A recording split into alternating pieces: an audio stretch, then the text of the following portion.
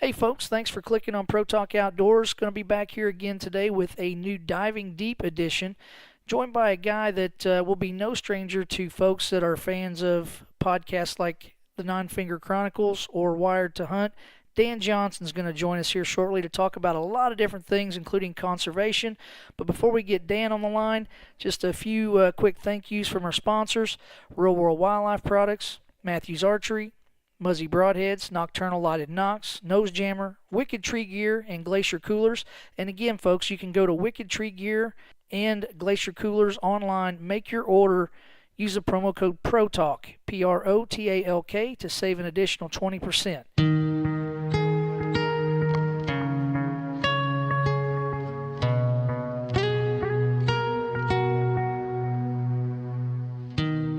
Hey, welcome back to another edition of Pro Talk Outdoors, and we're going to dive deep again here. Wyatt and I sitting here, got an interesting guest on the line, somebody that if you've listened to podcasts, you probably have heard this name. You probably listened to this voice quite a bit. Dan Johnson, who happens to be the host of Finger Chronicles, also the co-host of Wired to Hunt, along with Mark Kenyon.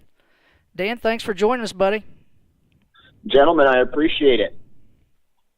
Well, man, it's absolutely our pleasure to have you on. Something that we've been podcasting here for a couple of years. Pro Talk Outdoors has been going into effect there, and one of the very first podcasts that I listened to outdoors wise was the Wired to Hunt podcast that you've been on for quite some time, I believe, and we've always been fans of what you guys are doing, and not until here recently, you had made I believe it was a Facebook post that you made talking about conservation and some of the things that you had going on, and those are things that are near and dear to our hearts, and we kind of wanted to reach out, and I think Wyatt got a hold of you and said, how about you come on the show and we talk about it? Absolutely. So, Dan, why don't you tell us kind of what you're doing as far as with both the podcast and Sportsman's Nation, and then kind of start talking about some of the 2% for conservation stuff that we were talking about earlier.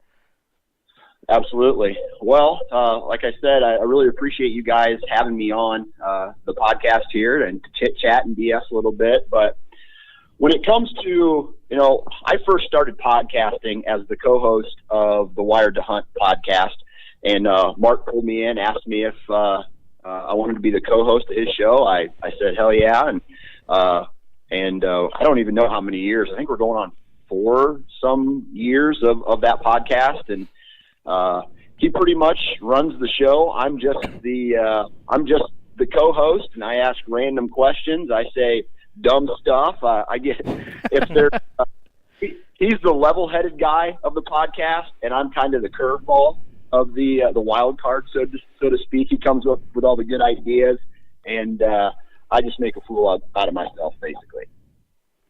I don't know if you make a fool out of yourself. No, I wouldn't enjoy say it. that. It's relatable. Everybody loves a wild card. Amen. So then, after about a year of that, I felt there was still some room off of the Wired to Hunt past for my own podcast. So I launched the Finger Chronicles podcast, and basically that is just, whatever I want it to be. Some days I have hunting profiles where I just pull a average Joe out of the hat, ask him if he wants to come out of the podcast, or people reach out to me and we talk about just the average guy getting it done, or maybe even not getting it done on private or public land. But, we often consume this content in the hunting industry, so to speak, of like unrelatable content. What I mean by that is like large food plots or highly managed properties that a lot of guys don't have access to, myself being one of them. So I thought there was an opportunity there to get some regular people on and tell their stories. Like, for example, guys from Pennsylvania who, you talk to some guys who hunt highly pressured public ground in Pennsylvania, in, Michigan, and some other states where they've never even seen a Boone and Crockett deer. So being able to chase those is not a reality for them, right? Everything Right. gets killed after the second year.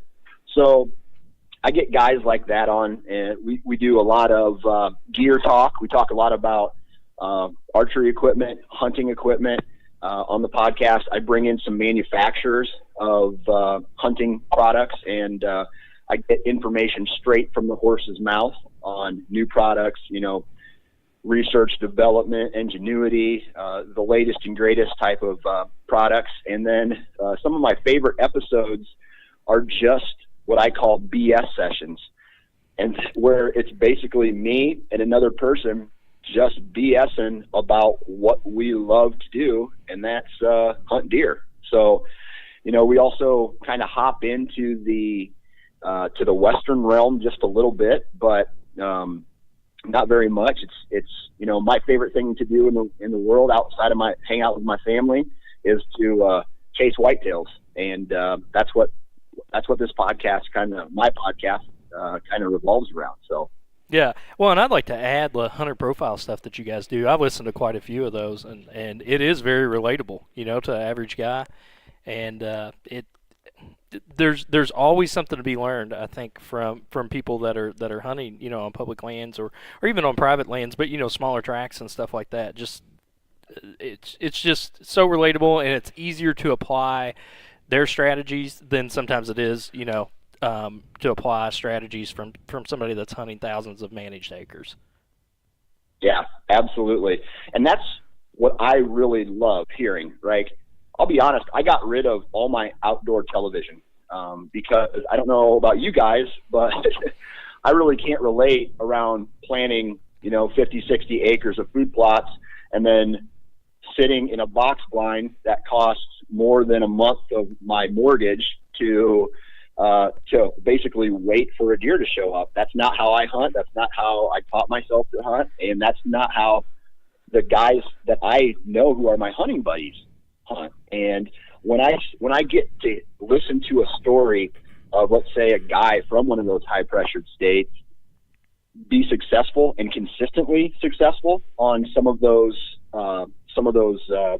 outlet ground, yeah, that to me is entertainment. Yeah, no, I get that, and that's not a reality for the majority of our listeners. It's not a reality for us. It's Well, I don't know. I mean, you mentioned something about getting in a box blind that is more than your mortgage for your house. I may have missed a few monthly payments on my house to get a box blind put up. I'm just confessing here. Well, now you know who our wild card is, Dan. Priorities. Yeah. My priorities are absolutely spot on when it comes to my deer hunting, but they may be off a little bit with my life skills. I don't know. I'm kidding, but no, man. We do appreciate and respect what you do, and big fan of everything that you've done in the podcast world. But probably, and I'm speaking for myself here, Dan. When I saw what you were talking about with conservation and the 2% giving back and cleaning some public lands up, this is stuff that we have done as well with Pro Talk Outdoors, and it's something that we really want to see guys like yourself and anybody that's in the media with hunting relation, as far as the hunting industry is related, to try to spread that word and get it out to everybody, because it's something that everybody can take part in, and we all need to. Well, as hunters, we have to have the wherewithal. I mean, to understand what our actions are doing and take the appropriate steps to try to make things better. I mean, yeah.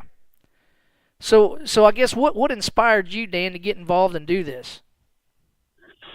Well, so I had a podcast, right? The Finger Chronicles had a podcast. It'd been out for a year or something.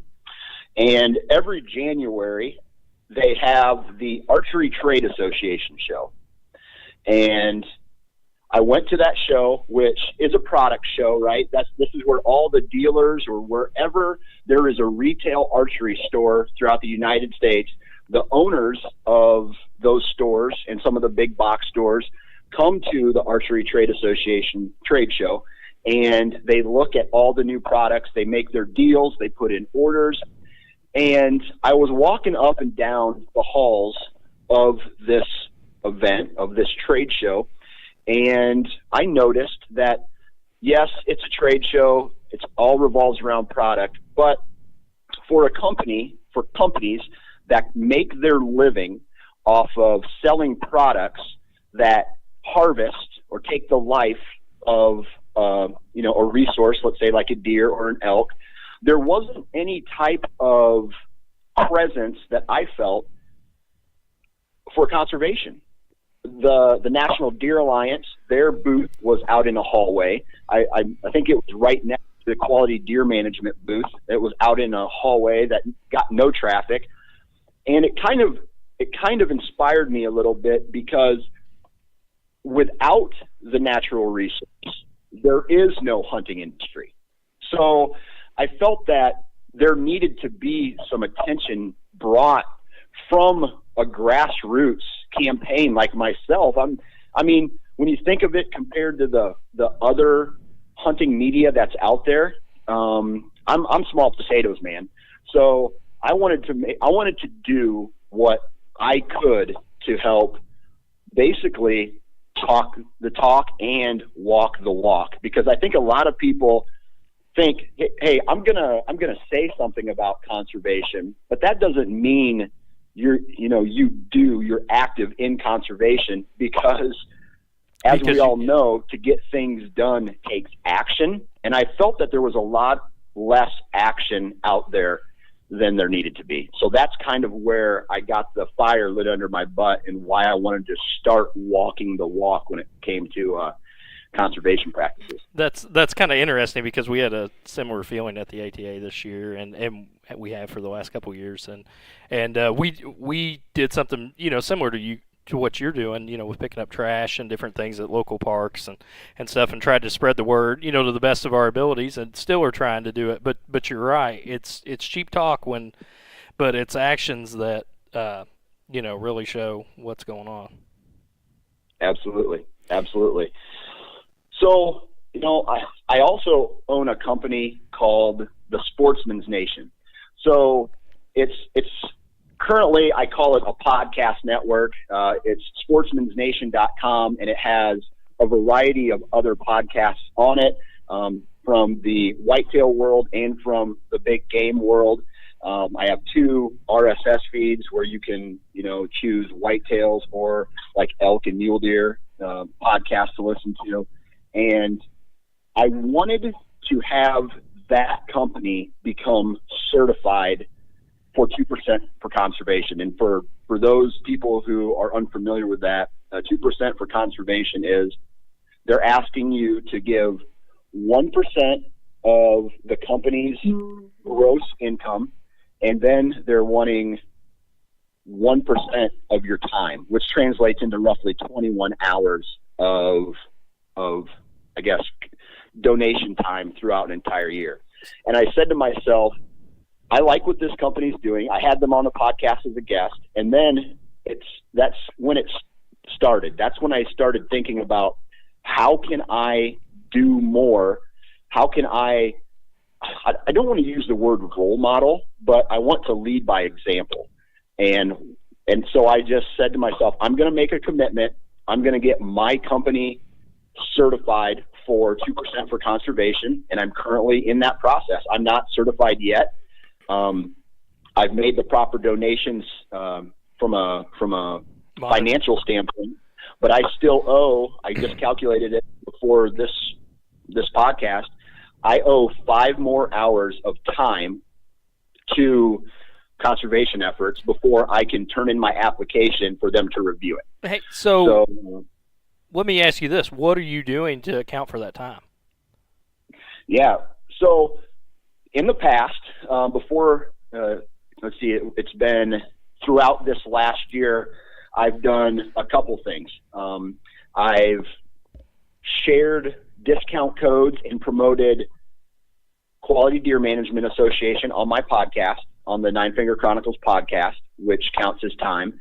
I created a T-shirt along with a company, Busted Rack. They make funny T-shirt, outdoor hunting T-shirts, and they created a T-shirt, and it said on the front of it, profits from this T-shirt went to conservation, and I sold a whole bunch of those. I got some other companies involved, and we raised money. I think when it was all said and done, I want to say we raised $1,200 for the National Deer Alliance. Nice. Yeah, very good.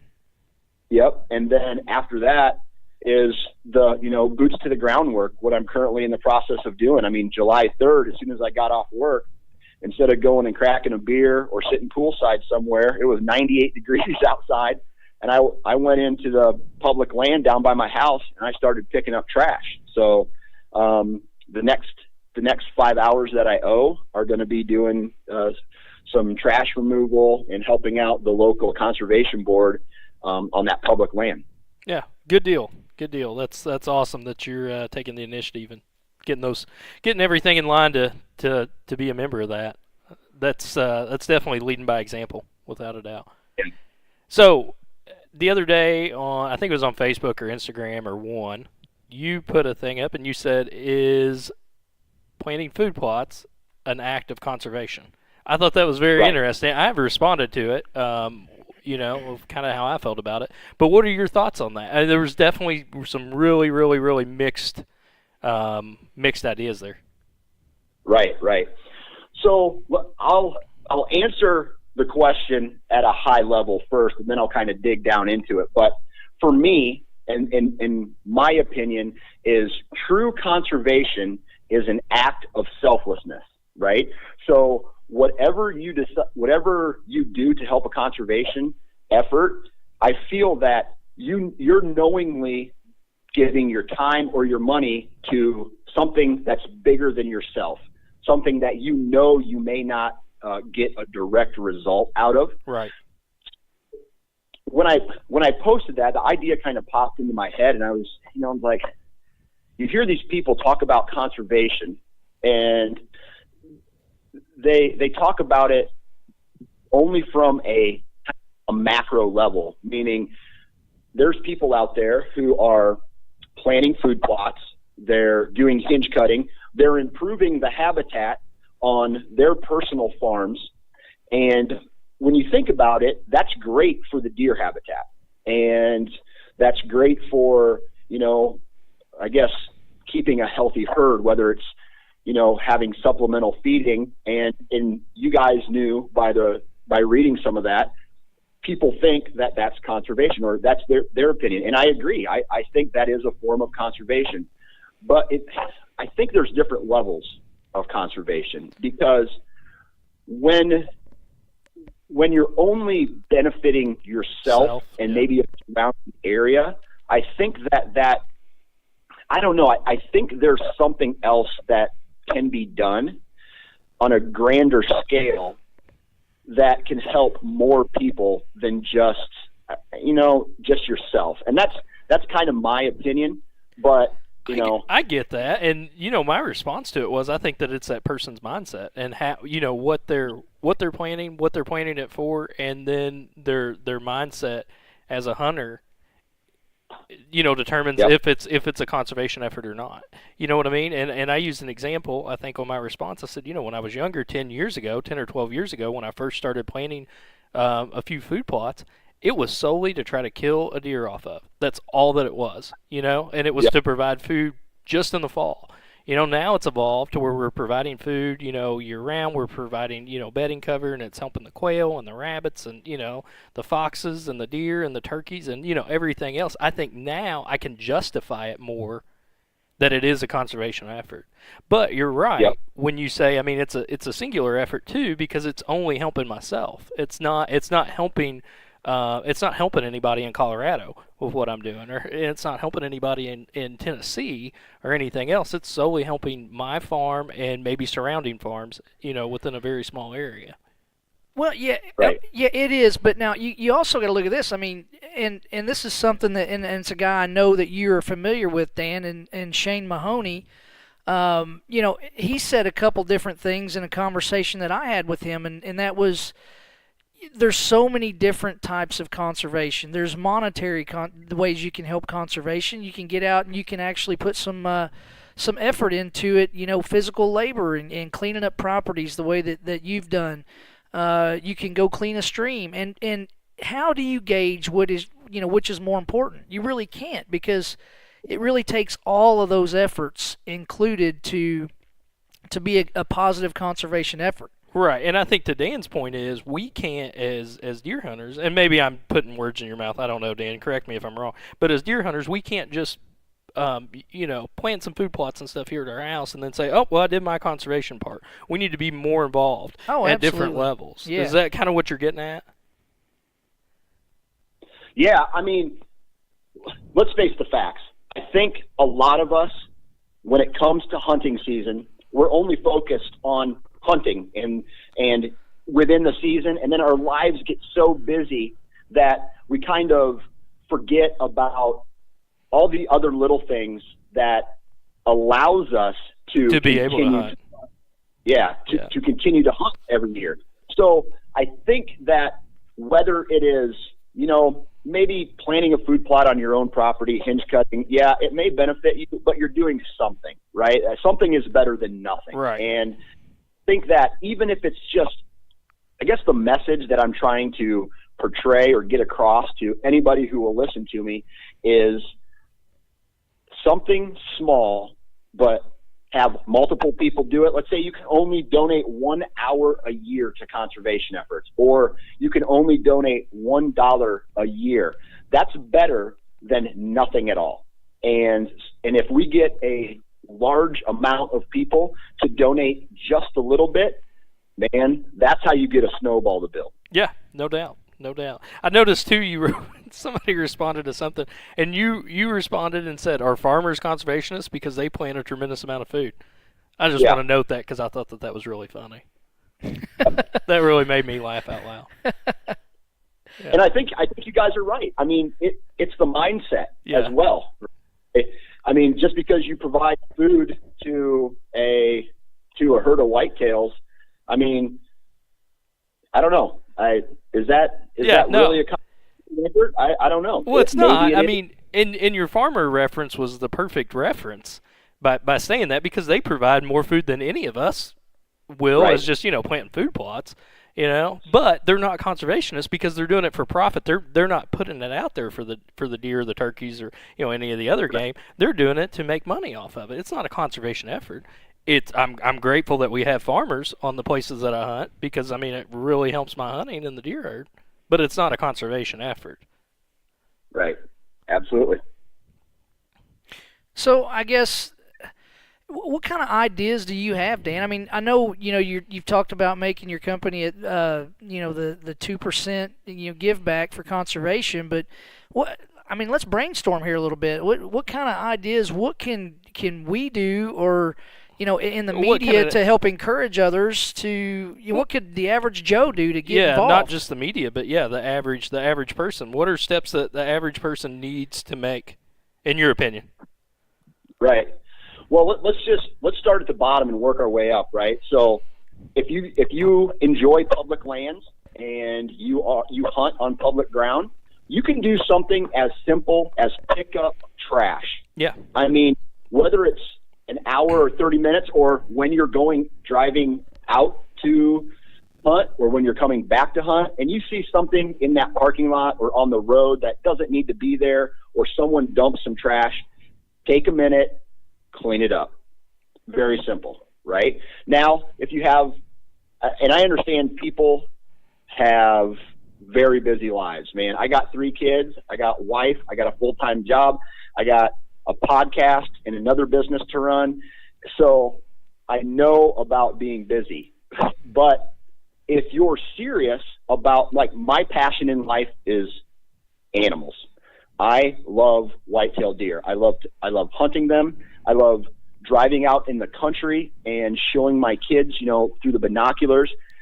If I want there to be those opportunities for my children and my grandchildren and my grandchildren's grandchildren and so forth and so on. And the only way for that to happen is to be active in something, whether that is Pheasants Forever, Ducks Unlimited, become a member of the Quality Deer Management Association. That right there is $35 a year. Now, I know a lot of people say, hey, just because it's cheap doesn't mean it's affordable. But let's be honest. I mean, how much money do you spend in beer throughout a year? Yeah. Maybe drink 2 less 12 packs in a year, and you're almost there, right? So, I mean, it's all about priorities. And if you want to be serious and help a greater cause, there's ways to do it, whether it's being a member or volunteering your time, or if you don't have time and you're like, you know what, I'm loaded rich, I'd rather write a check for $10,000. I mean, there's opportunities there too, because I don't know a conservation organization that's going to turn down money. No, fair enough. Yeah, it's very, very, very good point. Very good point. So, what are some of the? So in your opinion, obviously 2% for conservation, you think is a good group. What are some other groups that maybe you could suggest to our listeners of places to maybe look and see if that's a good fit for them? Yeah, I think it all depends on what your passion is. Right. My passion details. I mean, I personally have been active in the National Deer Alliance. I've been active in the QDMA, and now 2% for conservation, which they kind of cover the board. But if you're a duck hunter, man, you got Ducks Unlimited. If a small game hunter or an upland bird, they got pheasants forever. Yeah. Even fishing, or let's say you don't necessarily have a passion for hunting, and you're listening to this, but you love nature, go to your local conservation board. Talk to them about what you can do. They always need help because, as we all know, budgets for conservation, state-funded conservation, are shrinking every single year, and they need as much help as they can get. I agree. All good points.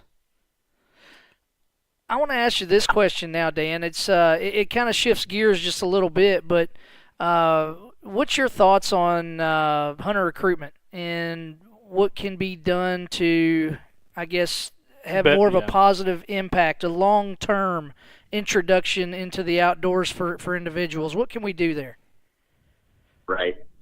I have very split thoughts on this, right? There's the thought of me that wants to open the doors to everybody and say, come on in and, be a hunter. And then there's the side of me that, man, we have a lot of bad apples in the hunting community. And what I mean by that is the guys, they'll go out and they'll poach, they'll illegally bait, they practice unethical hunting practices, they post crude pictures on social media for the world to see. And I think that before we can tell everybody and put this, this banner out there that says, hey, come hunt, be a hunter, we need to re-educate our current hunters and inform them that maybe some of the decisions that our community has made in the past are bad decisions. And what I mean by that is, when you have a deer with his guts hanging out, his tongue hanging out, blood all over, and you post that on social media,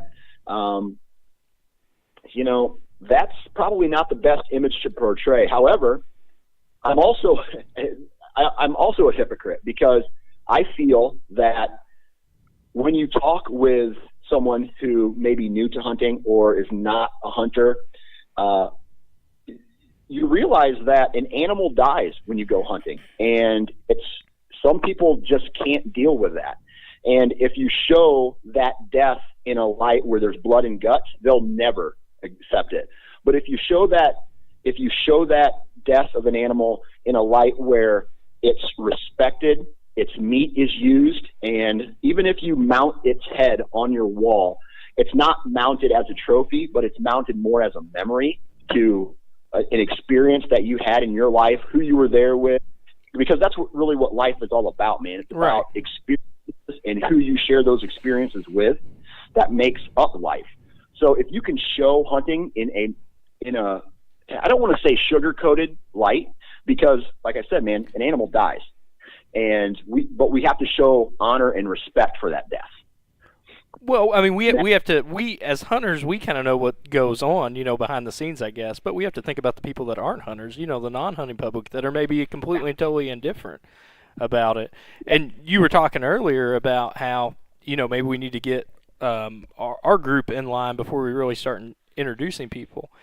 I understand what you're saying, but I also think that the people that are following the rules and trying to do things to the best of their abilities, in the most ethical, upstanding way, we have to take that responsibility and introduce those young people and explain to people that are non-hunters what it means to us and why we do it. And like you said, kind of sugarcoat it in some regards to where it's not viewed as a negative. Yeah. Yep. And I think that's a two-part. That's part two.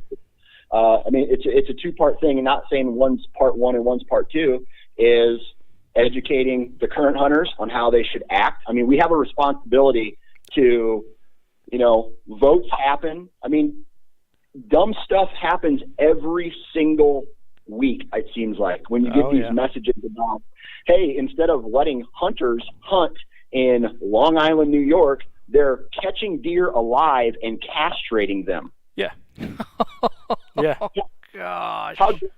How dumb is that? When not only could you use that meat to feed a specific community, you could also generate income for the state when you're sell hunting tags and licenses, right? Right. So instead, taxpayers are paying scientists or whoever to capture them, neuter them, or spade them. I don't know if it was. I'm pretty sure they're castrating bucks, but I mean, it just seems backwards to me. All because people have an impression that hunting, they have an impression of hunting in a negative light. Yeah, yeah. Well, I mean, and think about the long-term effects that could have on that population too by doing that as opposed to hunting. I mean, if you're castrating deer, I don't know what percentage of bucks and stuff that they're castrating, but I mean, say that there's 75% of the bucks being castrated. How many does are actually getting bred? And I understand that that's going to lower your population, and that's the point. But there's eventually going to be a point where the deer population there on Long Island is next extinct. Right.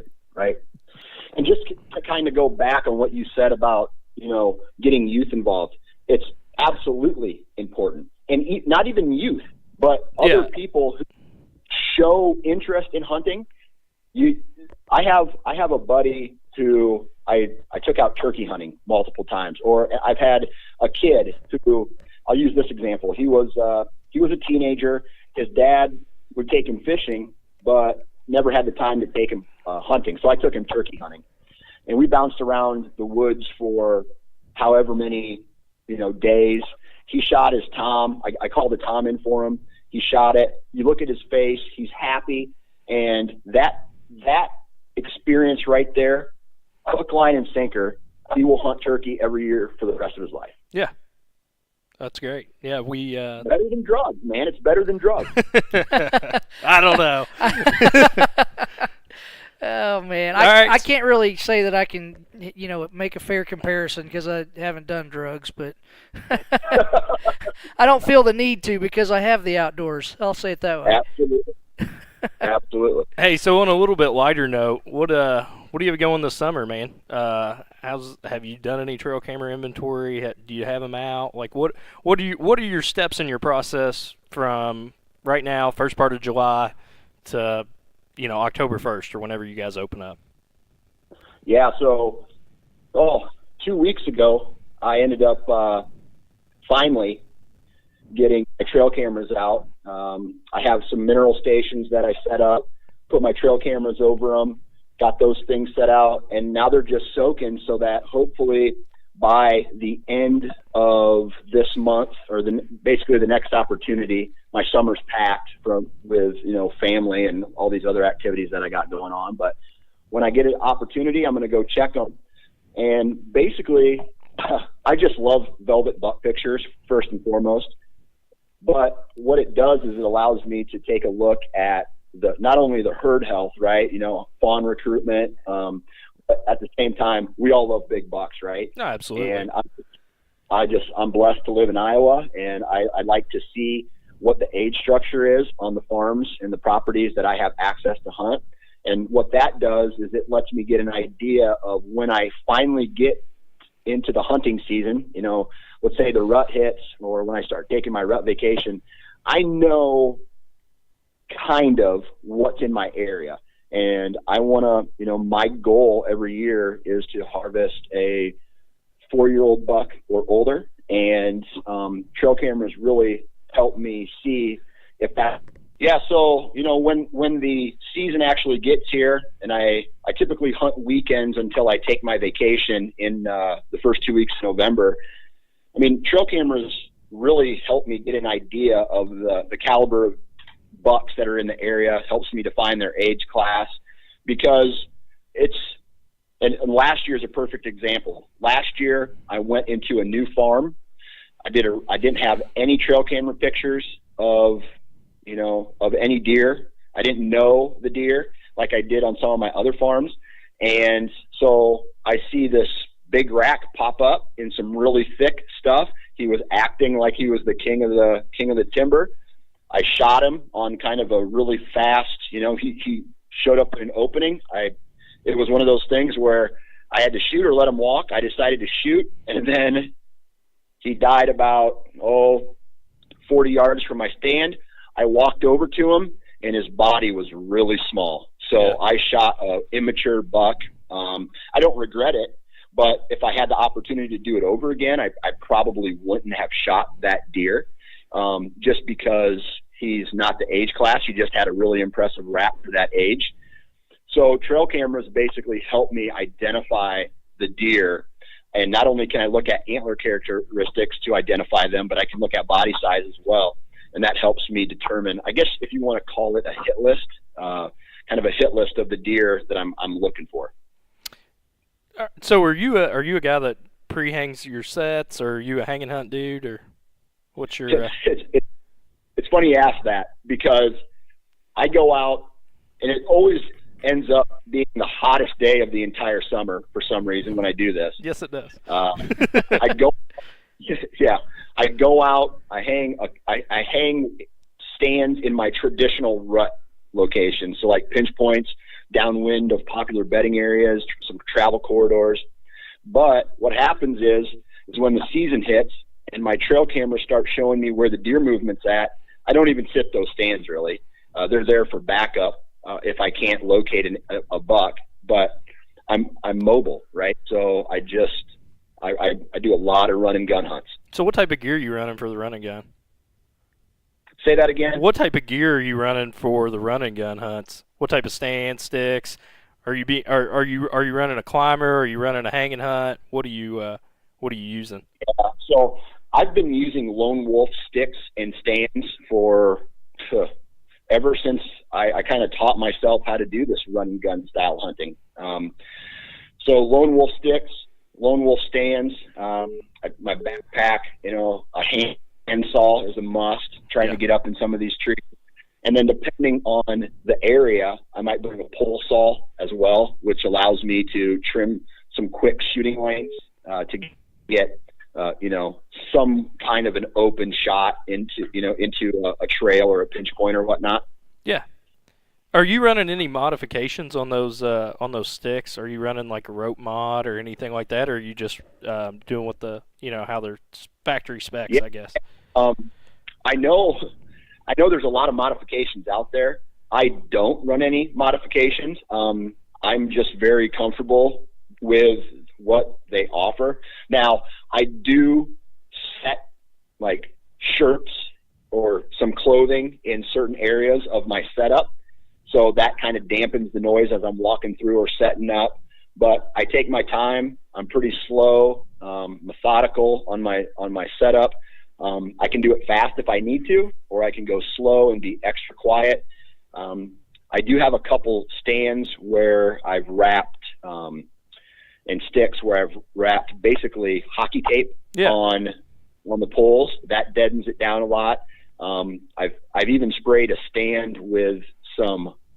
I went to Napa Auto Parts and got a bed liner spray Yeah. where I sprayed bed liner on a couple parts of my stand. How'd that work, by the way? Yeah, I mean, it seems to do the trick. It's not anything compared to, some of those wrapping it in paracord or putting some stealth strips on it, but it works for me. Okay, so here's a question, and here's something that just came to my mind with that truck bed liner stuff. Have you sprayed that on the platform of any of your stands? Does it help a lot with grip and stuff? Because you know how it is. I mean, sometimes when it's raining or, wet out, it's a little bit treacherous sometimes, on certain platforms. The lone wolves aren't bad about that, but. Yeah. I sprayed that bed liner on the base where the stick meets when you fold down the tree stand, where the vertical portion of it bumps into the platform. Yeah. That's where I sprayed it. But I also have hockey tape on the beam as well. So that combination does the trick for me. Cool. That's interesting. Yeah. That's good stuff. So, Dan, what else you want to tell us about yourself, man? We're wide open. Man, I'm just a dad and a husband. I mean, I love my kids. I love my wife, especially my wife, right? Because she's the one who puts up with me going off of the road when I'm looking into a field, right? Looking for deer, hitting the rumble side of the road, right? It freaks her out every time. She has to correct me. She gets on my butt for that. She's the one who, my kids are crazy. I'm not going to lie. My kids are crazy. She's the one who hangs with the kids when I go on my 1 week elk hunt in September and my 2 week vacation, right? So she puts up with this passion. Without her, I don't know where I'd be, but at the end of the day, I'm just passionate about the outdoors, whether that is deer hunting. That's where my priority is right now. But if I had more time, who knows, man, I might fish more or waterfowl hunt or trap or, I don't know, take pictures of flowers, whatever. I just love being outside as much as possible and enjoying creation, man. It's wonderful out there, and I just wish more people would take the time to disconnect from a TV or from their cell phones and take a walk around your block, dude. Nature can solve a lot of life's problems. That is very, very good advice there, Dan. I know that's something I always want to do, is just disconnect from my phone. It goes off all the time, 24/7. My phone's going off text messages, notifications from Facebook, Instagram, Twitter, just always something. And I'd love to just disconnect completely. But I tell you what, tell everybody, our listeners, where they can go to follow Nine Finger Chronicles, Wired to Hunt, Sportsman's Nation, all that good stuff. How do they keep up with Dan Johnson? Yeah, so Instagram and Facebook, all you got to do is type in Nine Finger Chronicles or Sportsman's Nation. You can go on iTunes or wherever you download your favorite podcasts. You can search Sportsman's Nation Whitetail, and that is where you'll find the Nine Finger Chronicles podcast, along with several other whitetail-related podcasts. And then, last but not least, man, I'm really excited about the Sportsman's Nation, Sportsman's, and that's with an E, so SPORTSMENS Nation.com. That's my baby, right? So we have tons of podcasts on there. We have blogs. We have video content on YouTube as well. So basically just Google Sportsman's Nation and let it take you where it takes you.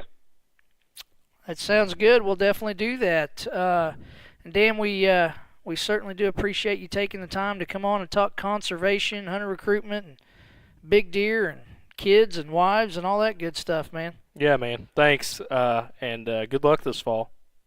Yeah, absolutely. Same to you guys, and thank you for doing what you do, because hunters need as many positive voices shouting out into the world as possible, and the more of us that there are, it actually benefits what we're trying to accomplish, and that's just to prolong hunting as long as humanly possible. Yeah, absolutely, absolutely. Great words of advice. Hey, man, have a good weekend. Thanks, Dan. You too. Thanks, guys. Yep, see ya. Take Bye. care.